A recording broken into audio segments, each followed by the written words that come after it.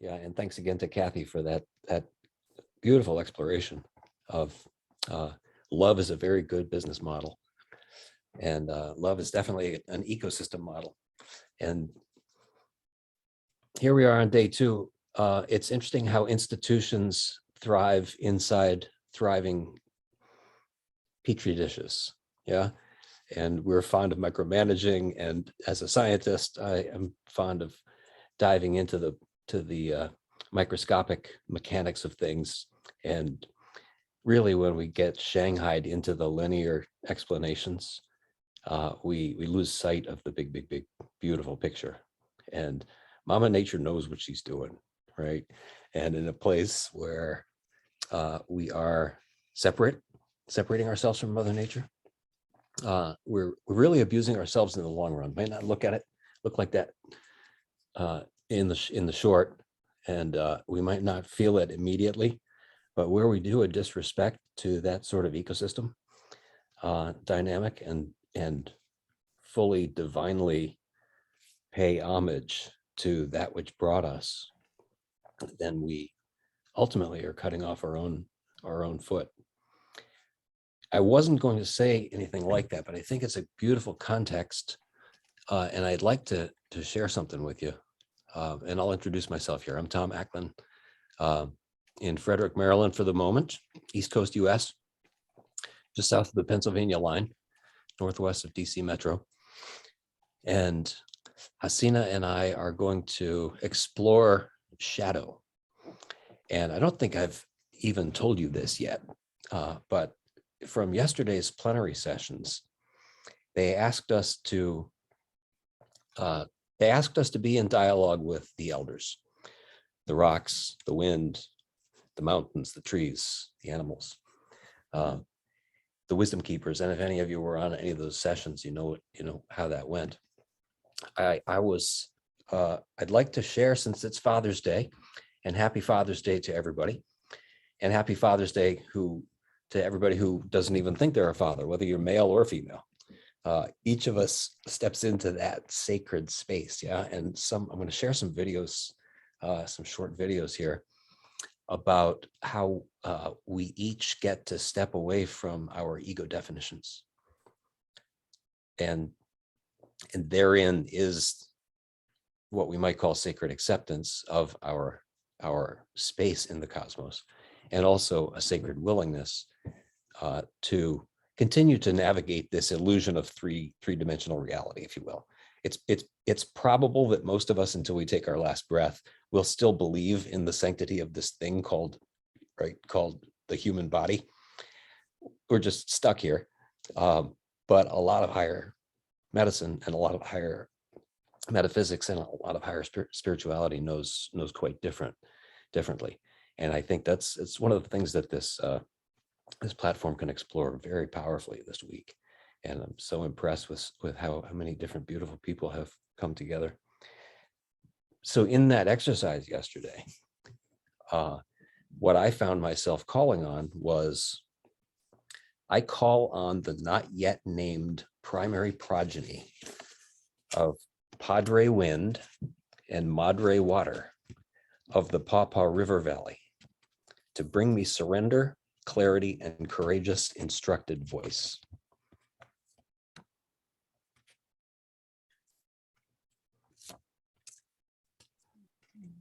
And there was a bit of an interface feeling there too. Where Padre Wind has a hope of reproducing himself into a collaboration and possibly an offspring, right? Since again, it's Father's Day. The wind has to interact with Madre Water. And similarly, if Madre Water has a chance of becoming a cloud, she's going to have to surrender herself to the sacred winds. And there was that feeling.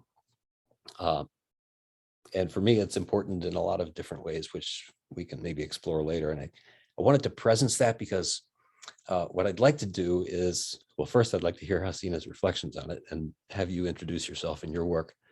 And then we have 3 little short videos and a bit of conversation, and then about a 10 to 12 minute guided meditation, which will, I hope, incorporate that sacred willingness. So thank you all for being here, whether you're watching here live or on recording. And from South Africa, my dear Hasina, you and I were talking the other day about the Desmond Tutu, the I am me. Resources are. Yeah. So would you take a couple of minutes and say hello and introduce your amazing work? And let me rave about you one more time. Just one more quick thing.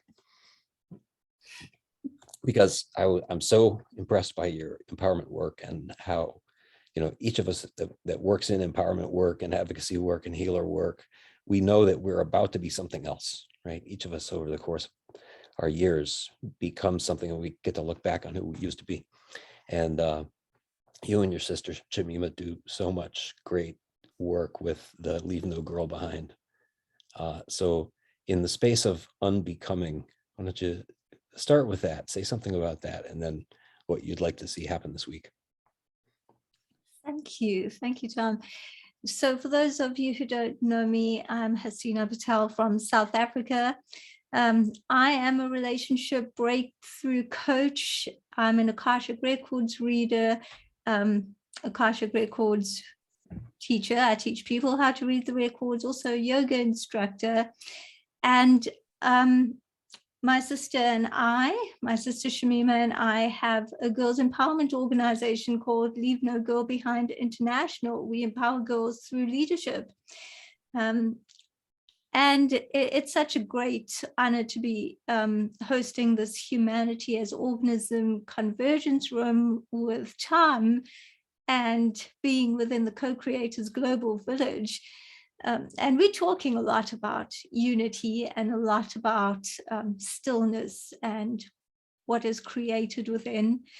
And the one thing I want to start with, Tom, when you were talking about that plenary session where you had that what was it, Father Wind, Mother, I've lost it now. Padre Wind and Mother Water. Right.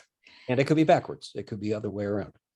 And I had this image of it was a spiraling outwards of the element of fire, and it was interesting that came to me because it wouldn't be my default.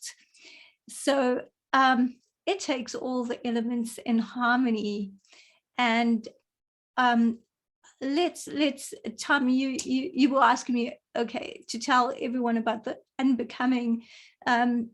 And maybe that's what we do in this life. We come into this life to learn something, to get to who we are and who we can be at soul level, at our core. And as we do that, there are different experiences that we go through, and we're able to, if we so choose, to take off these layers that we've put on ourselves of the fears, the insecurities, the competitiveness that also comes from fear, all of those things. And now we have an opportunity here where we're at World Unity Week, and we get to just remove those layers, because here we get to co-create, take off those layers until we just get to who we are, our total worthiness in this body, in this time, right now in our world, and we don't have to be in the fear consciousness. Yeah. Beautiful. I think that's a great space to just bask.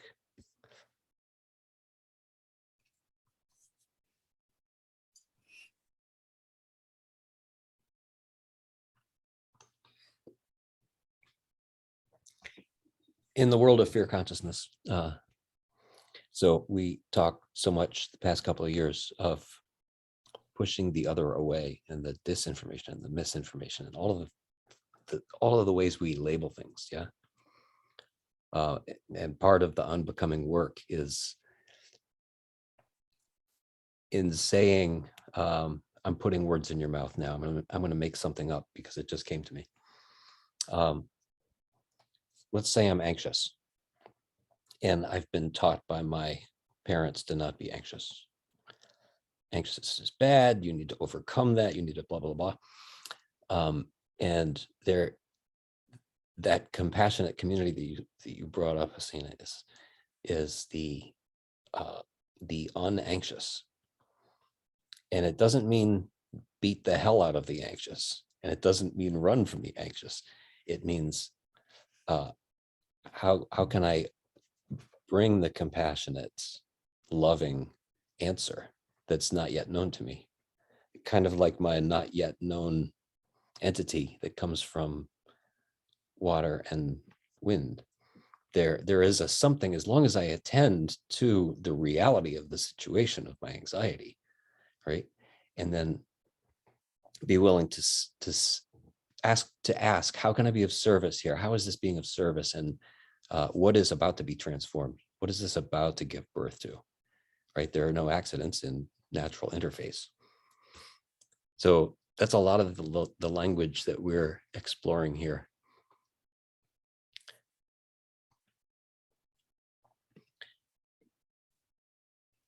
Dr. Carmen was to be a speaker this morning, and because of a medical emergency, had to regretfully not be present. And I suppose it would be a missing, since this is a session about not hiding from things that we have on our mind. Yeah. There's a piece of me that feels a little guilty even talking about things like COVID, right? Even bringing that kind of a politically charged situation. But the Dr. Kelly Brogan clip that I'm going to show you will illustrate that, these are times for courageous speaking. Doesn't even have to feel courageous, but these are times for us to dig deep and realize there are subtle things that we, in the name of politeness or in the name of manners, don't speak in the moment that are asking to be spoken. And so it would be a missing for me to not mention that the reason that she couldn't show up this morning was because her husband was diagnosed and fast-tracked into the hospital for the third time with COVID. And I don't know the details, and I don't even know her very well, but I do know her enough, and I respect her work to respect that she has something to offer. So I didn't want to leave her out of the platform today. I think it's I am actually honored to play this. So this is a little 8-minute exploration, and then I'll tell you about her work afterwards. Please enjoy. Welcome, everyone. I'm very excited today to talk with you about how the cloud of unknowing translated me. I know it says on the cover here, a new translation by Carmen Acevedo Butcher, but in truth, this 14th century classic on contemplative prayer translated me, and I'm really thankful for that. I want to tell you what this book is about, and the easiest way to do that is to turn to page 231 in the notes and read to you 2 of the notes, and then I want to sing you a song. It's a very simple concept with very deep meaning, like the phrase, I love you. The Cloud author uses the Middle English intent often, reminding us that his theme is the exercise of stretching toward God. If we look in Gallagher, one of the fine editions of the Cloud of Unknowing, we see that the word intent, our intent, comes from the Latin in, for toward, and also tendere, for to stretch.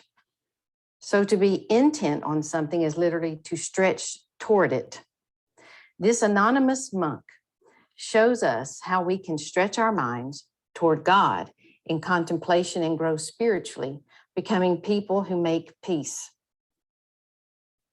The words intense, tendon, attention, attend, attentive, and extend all share this same Latin root.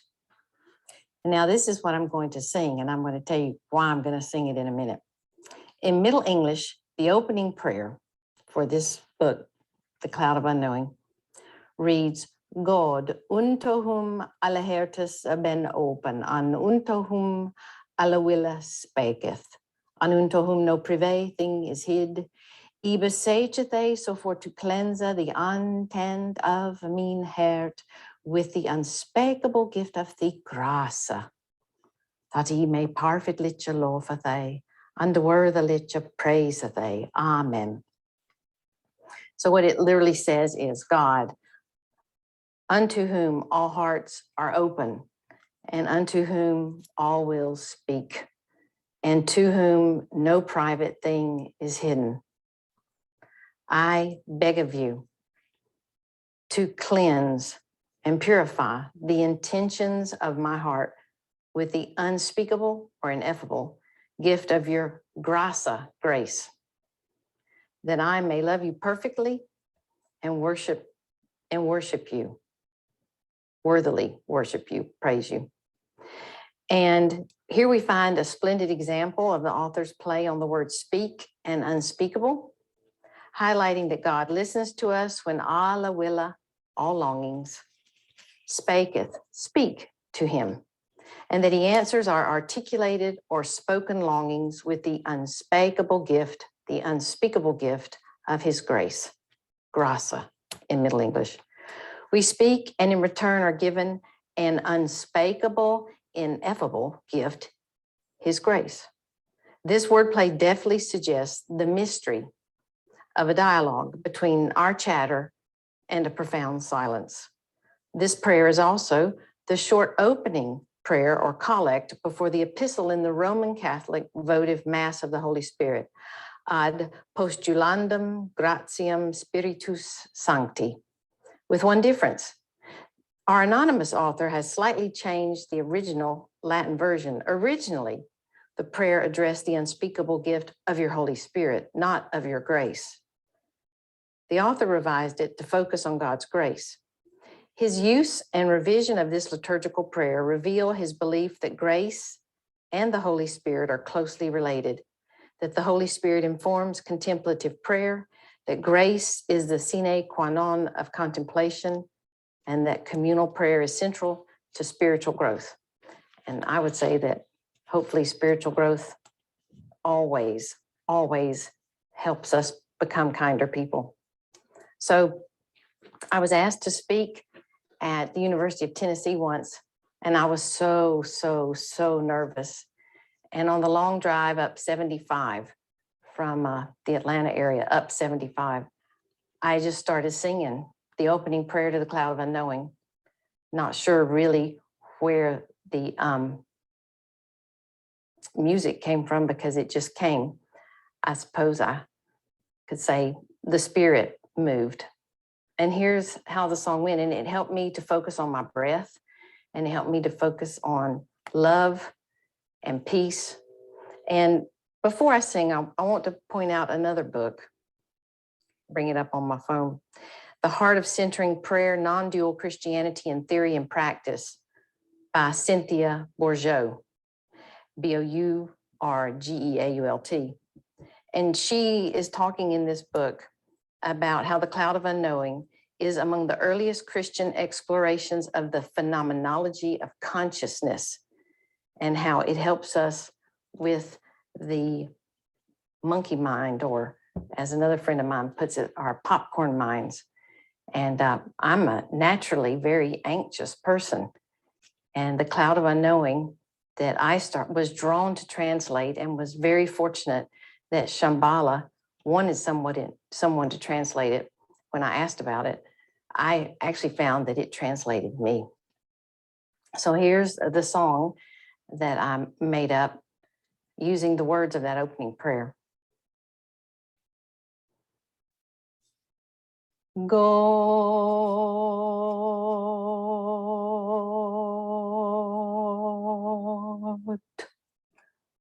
untohum malahertus ben hopan, anuntohum malawilla spekith, anuntohum no prive thing is hid. Ibesechathe, so for to cleanse the intent of mean head with the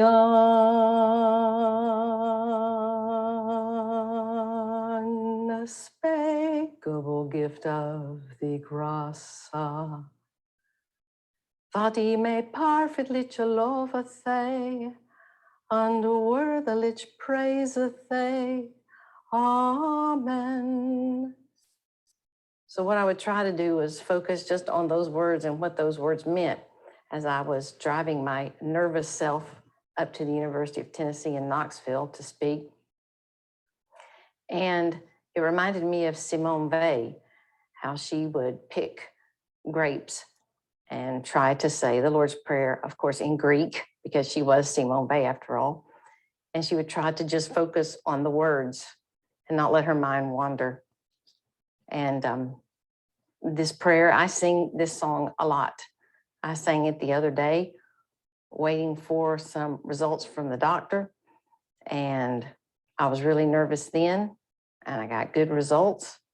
But I sang this because it calms my soul and reminds me that God is love and that my thoughts do not define me.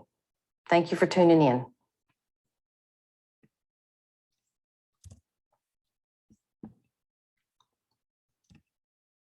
Thank you for tuning in. I had to laugh. I have to admit that it didn't even occur to me that her book is called The Cloud of Unknowing. And I had just been talking about clouds and the interface of Padre Wind and Mama Water. But maybe she can join one of our panels. We have several panels coming up this week too. So she, like I said, she couldn't appear this morning because of a medical emergency, but just wanted to let you know her passions. History of the English language. You can tell she's obviously well studied in language, translation, writing, and mysticism, and the spirit of how does the body move through. And when she said it translated me, that space of willingness,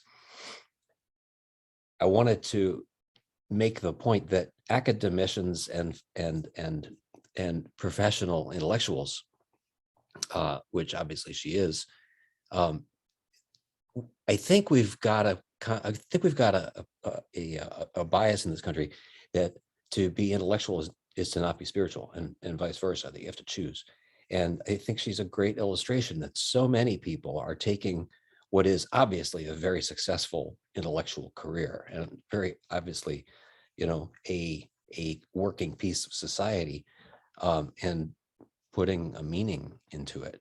And in fact, again, to echo Kathy's beautiful presentation from last hour, being in a space where you can be in a spiritual exploration of the meaning of your work, whatever that is, doesn't mean you shouldn't go to work 9 to 5, right? We all better still go to work 9 to 5. We're going to be in trouble in a little bit. But her website, carmenbutcher.com, Carmen Acevedo Butcher. And I'll share one more thing with you too, because I had a writing in a morning journal. My sister actually gave me a little exploration journal called A Journey Within for my birthday a couple of weeks ago. And it's a daily question at the bottom, a daily quote. And today's quote was, if you want to become full, let yourself be empty. If you want to be reborn, let yourself die. I think we've all experienced flavors of that emptiness, right? And the question in the context of the quote is, what is your interpretation of the quote on this page? If you were going to follow it, what's the first step you would take? What I wrote was, I would laugh in advance at whatever I might write, say, think, and I would let exhale be the promise. It's a great paradox, right? They're suggesting that emptiness is the journey, is the roadway, is the conveyor belt into a space of brainstorm or spiritual revelation. But nonetheless, as the paradox we spoke before, it's almost impossible to not have a thought. And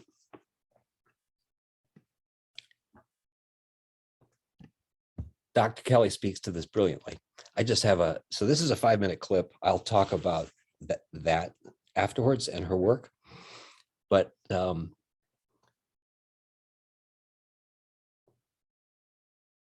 yeah, emptiness. I won't say what I was going to say. Play a game, and we reclaim vast Oh, energetic apologies. resources of the shadow, hiding all of the polarities, shadow realm of wanting. Okay. The shame wall that obscures these desires is the threshold of the shadow, hiding all of the polarities we house. If I think of myself as kind, my cruel punisher is still in there. If I'm a loser, my all-powerful girl boss is also still in there. If I'm consciously identified with my love, light, and glitter feminine, my dark feminine destructress is lurking in the dungeon. Basically, when you're really attached to something, latent in your shadow is the desire to experience the pain of loss, which you end up actually feeling as fear. Let's say that your partner, kids, or cats will die, or your house will burn down, even as that is not actually happening. If you really consciously hate something that is happening, it's worth considering that in your shadow is the desire for it to be exactly this way. Eliot writes, quote, "In fact, the conscious mind worries about all this bad stuff and thinks about how to avoid it. But that worry is secretly, shadowily, a kind of erotic caress, an obsessive dwelling with rapt fascination on the face of the very beloved failure and humiliation." End quote. Worry as an erotic caress. Of course it is. Worry is an intimate, doting, devotional visitation with that which is not wanted. Worry brings into the here and now that which feels ultimately fulfilled when the object of worry comes to be. You see, I had reason to worry. Look what happened. Now I'm so upset, or secretly happy about it. One of the more uncomfortable realizations I've had in this domain pertains to activism and its deep and long shadow. Most, if not all, activists are running from very huge fears. Deep in exile are the parts of us that hold immense pain. These reservoirs blend with the parts that are also here to make sure that pain isn't felt. We are typically fighting the childhood battle against that bad mommy or daddy, a battle that can never be won in the present. Activists say they want a better world. But what I started to recognize is the pleasure we take in the world being as messed up as we said it is. The huge "I told you so" enjoyment that comes with being right about how wronged we are by the powers that be. In this pandemic window, I've noted how many activists visibly enjoy their own fear states and relish their own victim stories about how we are being oppressed and suppressed. They enjoy their power to induce the same sensation in others. Do we really want a better world? Or do we actually kind of get off on the fact that things are exactly as they are? Well, when I looked into this myself, I found all sorts of pleasurable highs in my important role as a whistleblower. I was sounding the alarm and helping people wake up. If there was no alarm to sound and no one asleep, what I was claiming to want, then how would I feel fulfilled and important? Who would I even be? Activists hide this secret fetish for the world to be as messed up as it is. They project that sadist outward, and the mirroring takes hold, wherein they, as Nietzsche said, often become the monsters they fight. just like District 13 in the Hunger Games. Do we really get off on our pain? Robert Masters taught me about the eroticized wound and the ways in which our cardinal traumas and hurts and associated beliefs take on the qualities of erotic attraction as we continue to encounter the same pattern dynamics of rejection, betrayal, and abandonment as adults. If you were sexually abused, dehumanized, or objectified in childhood, you might be confused and disturbed to realize that you are actually turned on by experiences that bring the same feelings up in you. It's more than just attracting what's familiar. It's wanting to experience it and deriving enjoyment and pleasure from fulfilling this desire. And I link to a blog on codependency there. And the more this reality can be consciously acknowledged and approved of, the more liberated shame energy is available. Shame is a hungry ghost that demands love and attention. Once it is offered approval, the alchemy into joy and liberation is, well, ecstatic. The alchemy into joy and liberation. And actually that kind of echoes your comments, Hasina. So why don't you comment on that about, well, and let me put one little asterisk there, because she was, Vananda Shiva this morning in her beautiful plenary session was talking about how strongly we believe in our separateness. We're so addicted to our labels. Yeah, and she said that unity is one of our most challenging pursuits. And a lot of your work, both in the Akashic Records world and in the women's empowerment world and your spiritual, your yoga work, has to do with transcending that. How would you echo that idea?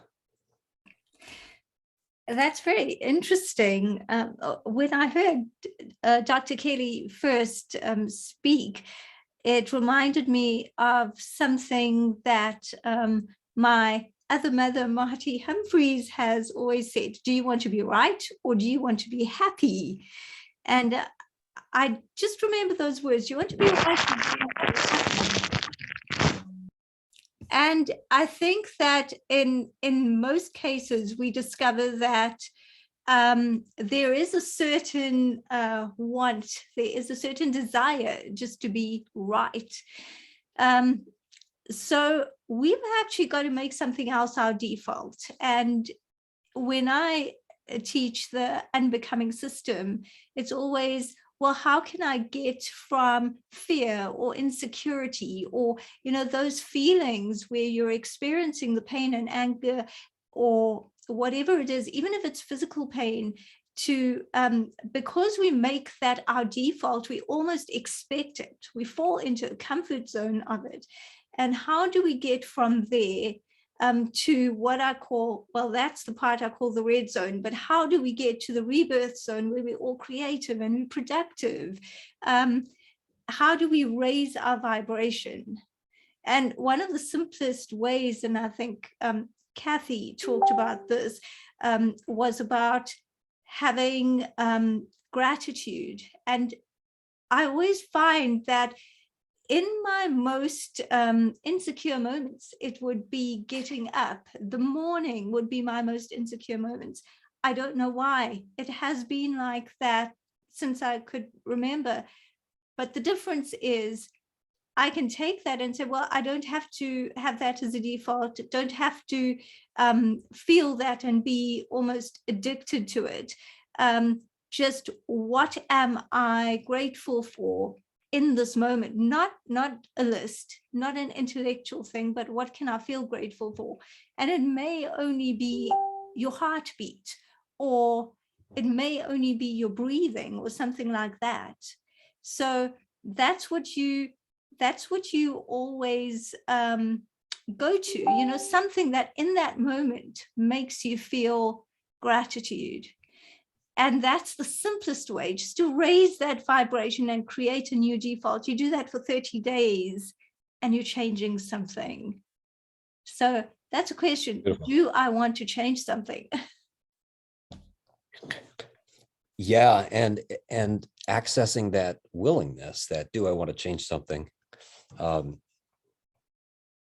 it's one thing I think to say to somebody when they're feeling down, find some gratitude, find some like that. Even when we're feeling up, to echo Dr. Kelly's conversation there about all of the other personalities are in there. When we feel great, all of the other craving addicts are in there. They just don't have the megaphone, right? They're not the ones speaking right now. And when we feel horrible, of course, then, you know, the nervous or the anxious or the depressed or the suicidal is speaking. That's a hard time when in that latter case, that's a hard time to find practice, but it is a skill set, and it's a skill set that is subconscious. And when we practice, when we're feeling good, I like to suggest that to people who have roller coasters. We all have roller coasters, but somebody who wants to get past their roller coasters is choose a place where you actually feel good, and just give yourself permission to not be you. Right? That's hard in our ego-based society because, damn, I'm doing good today, you know, and I don't want to step away from that. But even in the places of success, emotional success and business success and social success, that's a really nice space to practice that running from self or surrendering self, and we can consciously dissociate without repercussion. Yes, I totally agree with that. And it also it gives us a moment to recreate ourselves, but often we're in such a hurry to do that. We're in such a hurry to reinvent ourselves or get to that the other side of it, that we're not giving ourselves time for the journey to be. You spoke about emptiness, being empty. Emptiness is such a great thing. I believe in the fullness of being empty. When you've emptied yourself of everything you know and believe, and you get to that next point of growth and you think, who am I? That's the most exciting part, because then you can step away from who you are, step out of yourself and say, well, who can I be? And just be and see what comes out. Yeah, I love it. It really can happen quickly too. It's beautiful how quickly it can happen. In fact, tell you what, that's a great bridge, and let's do a short little guided meditation. And before we even start, I would use that as context. Why don't everybody please ask yourself, on a scale of 1 to 10, what Hasina just pointed to, how dramatically different can you be 15 minutes from now after I'm finished guiding the meditation? Is on a scale of 1 to 10, how much do you believe that you are going to be dramatically different? And just give yourself a score. It doesn't mean anything, and you don't have to say anything to anybody about it, but just notice, where are you in that on that scale of, wow, I really want the universe to inform me and instruct me and quantum leap. And I'm glancing at the chat. Give ourselves time for the journey. Thank you, Kathy.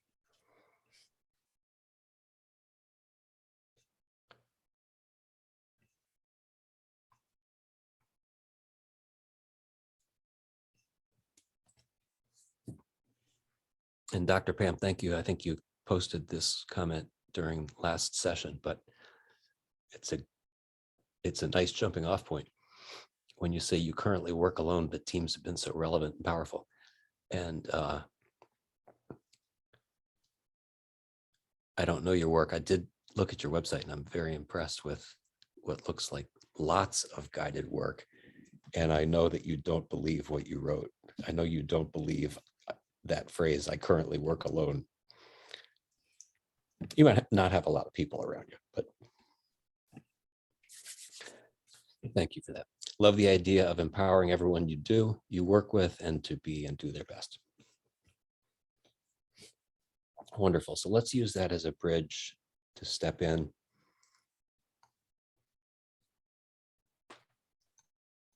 This can be any kind of an exercise you like. This can be exercise with eyes open. You can have a pen in your hand if you like. I'm fond of having a pen in my hand because it sort of concretizes that spiritual walk. And we are going to celebrate being both spirit and call it effective contributor, right? That going to work 9 to 5, you don't have to be an intellectual versus a spiritual, or a professional versus a spiritual, or a laborer versus a spiritual. Whatever you do is tested by that which you choose to step into in communion. So feel free, if things come to you and you want to type them in the chat, go for it. I'm going to start with the declaration that I am the apex animal, guided with Gaia into initiation of the uncaged.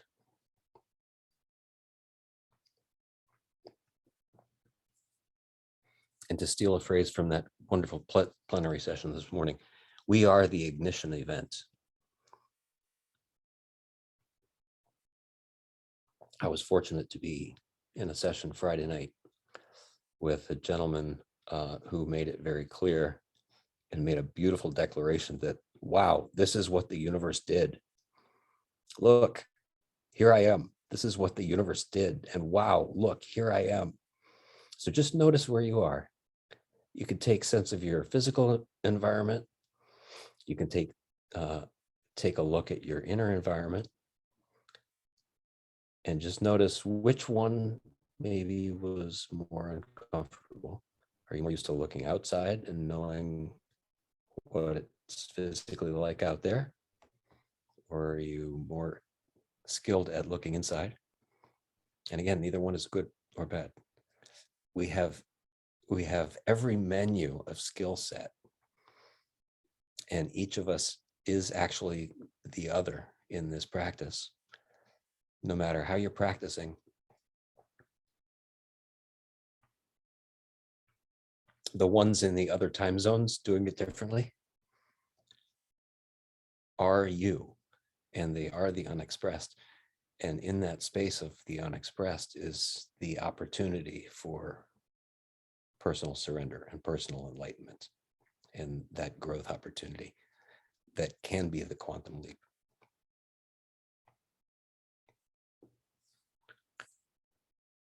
So bring to mind something that really ticked you off last week. If there's anybody on the call for whom that's a challenge and you can't come up with something, let me know, and we'll have a conversation offline. But this is a pretty easy time these past couple of years to let the fire burn, so to speak, right? So, and it doesn't have to be the most challenging one. Just pick something that may have thrown you off center. And we, in the world of ecosystem and in the world of the honoring our elders in a very physical way, we talk about the rocks and the springs and the mountains and the waters, the breezes and the animals and the wisdom that's around us. That's a very physical, tangible way. We also have elders of, call it metaphysical cloud formation, right? The matrix from which our thoughts and personalities are formed. And whatever that matrix of psychological and emotional elders was last week has something to say to me here today, whether you're in a better mood or an even worse mood than you were in that inflamed state. There is a learning where we are in sacred, respectful relationship with our previous self. There's nothing wrong with Tom that threw a tantrum last week, right? He just had something to learn, without which the call it the depravity, right? Call it the lack of self-respect, whatever it is that we experience deep, deep, deep when we go against what is a collaborative, any ecosystem, right? Am I being in service? And in the ever unflowing, the ever evolving ecosystems of Mother Nature, there is nothing that doesn't belong. The inflammation is the teacher. And in the space, as Dr. Kelly was saying, in the space where I have to shut myself down, I don't have access to the learning that wise tantrum is bringing. It's that.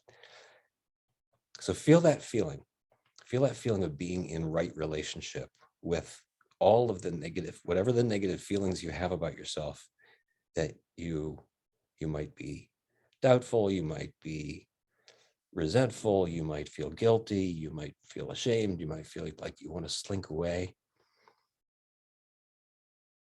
Use those as sacred elders.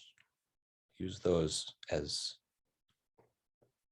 the wisdom legacies that without which you don't have a chance of going forward.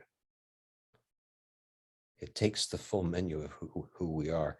And those are the commons when we talk about claiming the commons and protecting the regenerative capacity. There is no regeneration until there is, unless we're footed in the generative. And the generative only comes from something that had the spark of life once in the first place.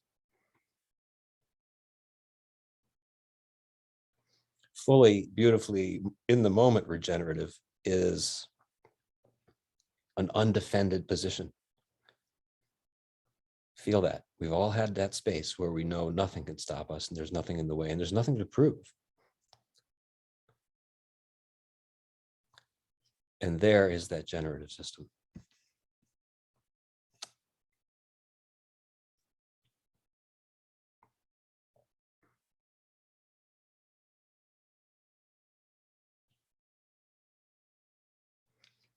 So I am the apex animal.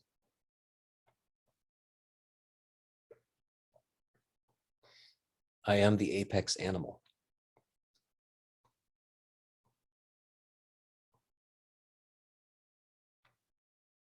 I am the reason the universe brought this day. And where do you feel it? Just notice your first instinct. Where is it?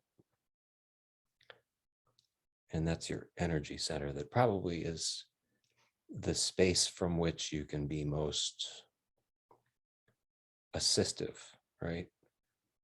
When we walk into that idea of, am I blessing you? Wherever your mind first went when I said, where is that in your body? That might be something to presence in any conflict, whether it's a conflict with yourself and a negative emotion, or any kind of a dark interface quote out there.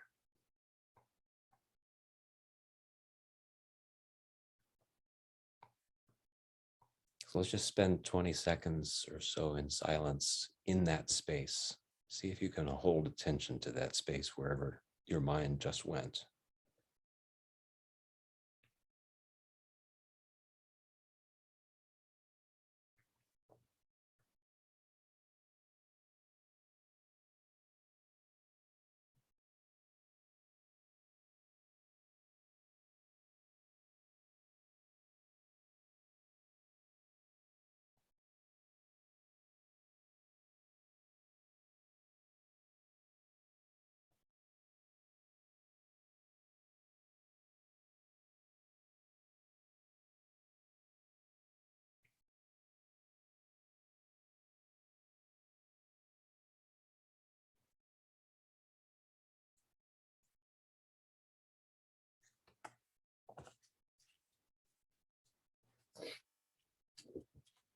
Thank you.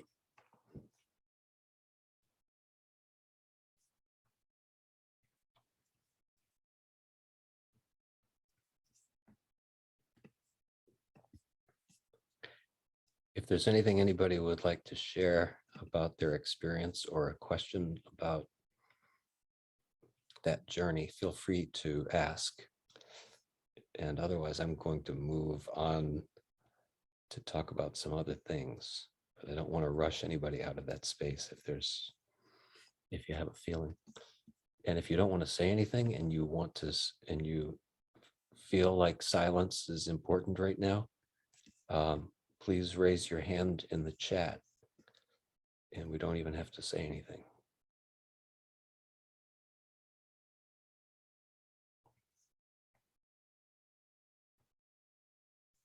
Okay.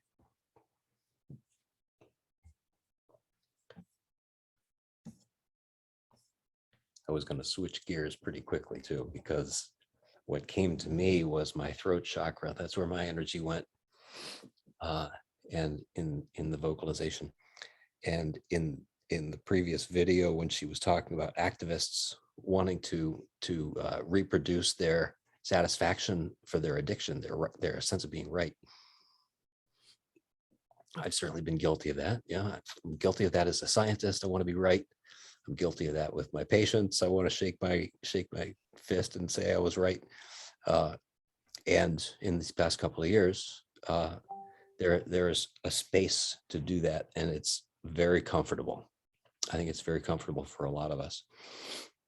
And again, to bring it back around to the ideas of being with information and disinformation, even those would be silos, right? So we're fond of putting a label on something and say, oh, it's a disinformation campaign. And, you know, and maybe it is technically, and just as much as that negative feeling inside me as a teacher, that is part of the menu of the voice of things to which we can bring understanding and love and walk in a space of now what? Yeah, what am I going to learn from this? Not neglect it because I brought it about somehow, but incorporate it and then move into the space of the social momentum and call it the metaphysical momentum that will allow that surrender to quantum leap, right? So, oh, I forgot to roll through her biography. So that's Dr. Kelly, kellybroganmd.com. Very interesting psychiatrist. I've not ever met her. I know her husband, Sayer G, who is, they together, what a powerhouse healers. She left. I like that she identified this. She was American Board of Psych and Neurology, chose not to renew her board certification 4 years ago now. A couple of years after I did the same thing, but very well traveled and understands holistic integrative work, understands the power of shadow, understands the power of psychotherapeutic voice. It's probably not an accident that my attention went to my fifth chakra, because this is a time to express. It's a time to not hold in. And the rest of that video, by the way, is the precursor to that video is a discussion about the victim, the inner victim, and how we are skilled at not speaking. And it definitely worth a deeper look. So if anybody wants the link to that, feel free to connect with me. Just wanted to represence this. And again, everybody, thank you for being here. It's coming up. We have 7 minutes. I saw Kim joined, and she actually is up next.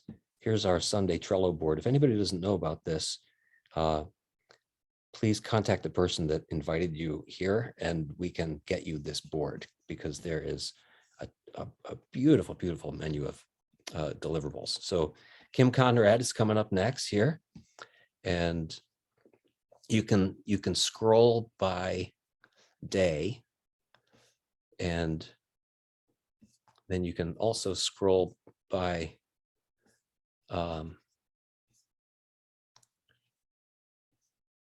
resource.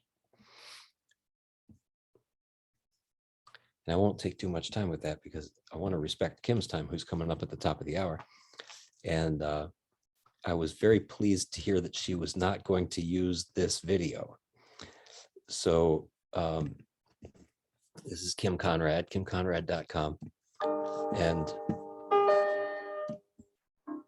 I'm going to close just with her beautiful offering. But talk about an impressive global healer, right? Here's a great picture of her with Archbishop Tutu. National Peace Alliance Conference in DC, UN International Peace Day celebrations, Women's Economic Forum in India, where she was honored to receive the Iconic Leader Empowering Co-Creation Award. And it would take me half an hour to roll through her highlights, but keep that in mind. Dame Kim Conrad presenting at the Institute of Noetic Sciences Global Healing Conference in Bali as we close out with this video. And each of you, I honor you as noetic healer. You for or against?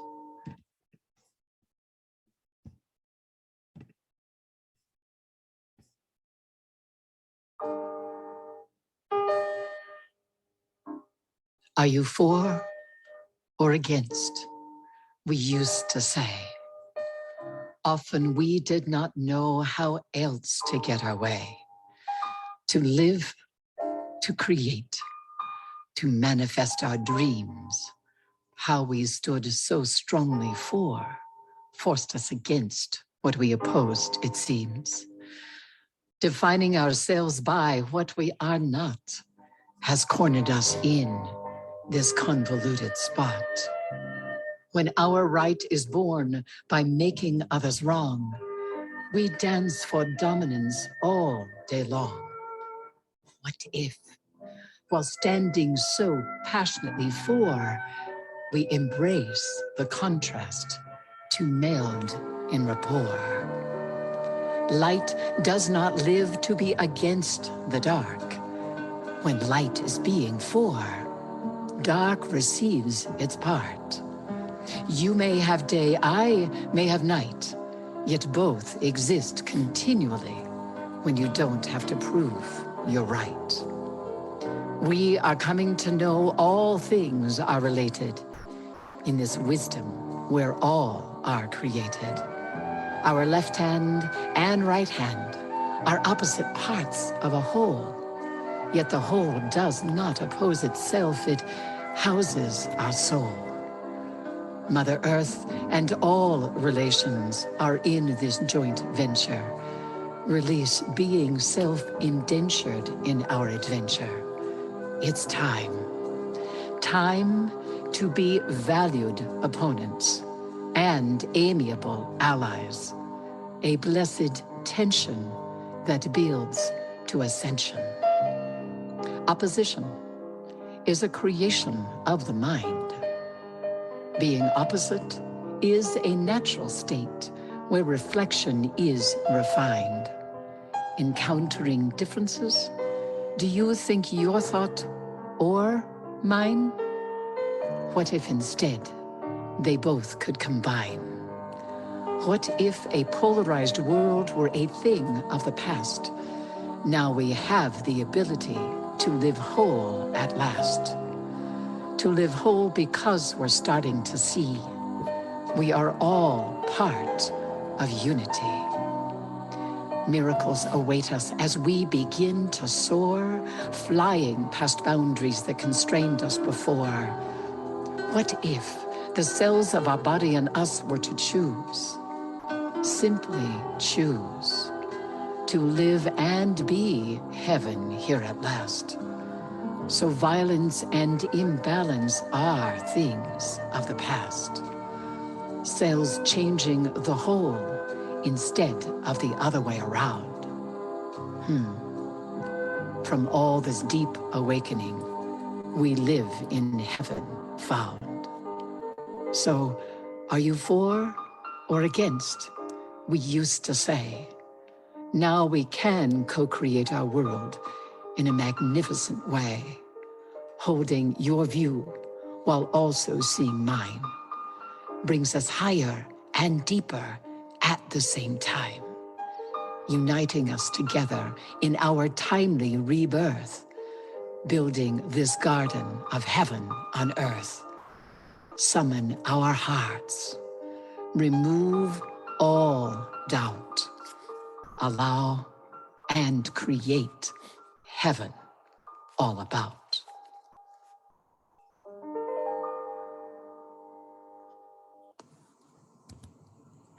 The time has come for us to let go of who we thought we were, to become who we are now designed to be, so we thrive it through as a world that works for all of life. You came here to be a part of this time.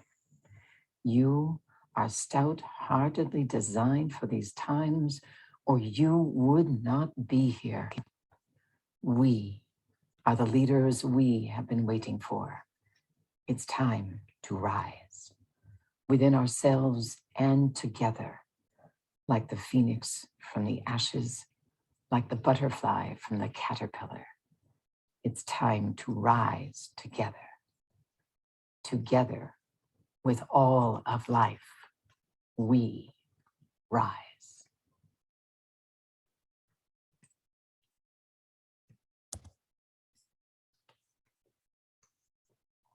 So Kim Conrad's rise to the stage. I will toss it off. Dear Hasina, you are going to introduce Dame Kim, yes?